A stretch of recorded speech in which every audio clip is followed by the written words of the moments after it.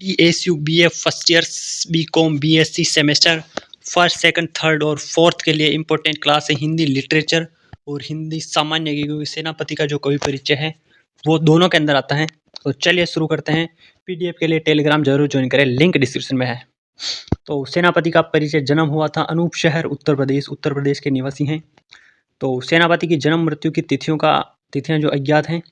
इनकी कृति कवित्त रत्नाकर का रचनाकाल संवत 1706 विक्रमी संवत ईस्वी सन की बात करें 1649। यह कवि की प्रौढ़ कृति है। इसके अनेक छंदों से प्रतीत होता है कि कवि अपनी जीवन यात्रा के अंतिम चरण में था। अतः यदि रचना की समाप्ति के समय कवि की आयु 60 से 65 वर्ष मान ली तो इसका जन्म सन 1584 से 88 के आसपास माना जाता है और मृत्यु की 17वीं शताब्दी के अंतिम चरण के आसपास हुई थी। कवित्त रत्नाकर जो इसकी रचना थी पहली के एक छंद की पंक्ति गंगा तीर बरसती अनूप जीनी पाई है के आधार पर यह कल्पना की गई।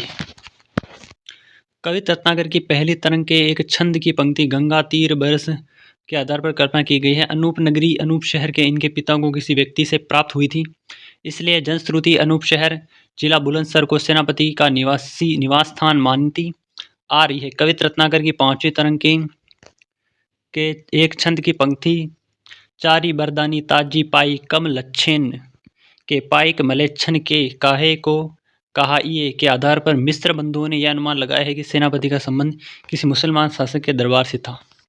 तो यहाँ पर कुछ खास नहीं है। इसके बाद आगे ले लेते हैं।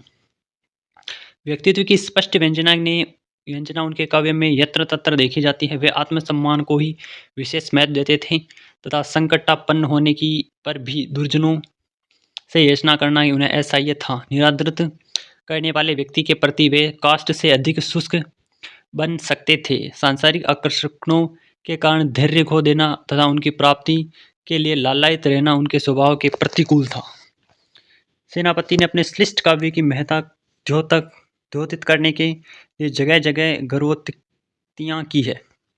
उनकी वाणी की मर्यादा इसी से है कि उससे विविध प्रकार के अर्थ बरबस निकलते चले आते हैं। भक्ति भावना के क्षेत्र में भी स्वाभिमानी प्रकृति दबी न रह सकी।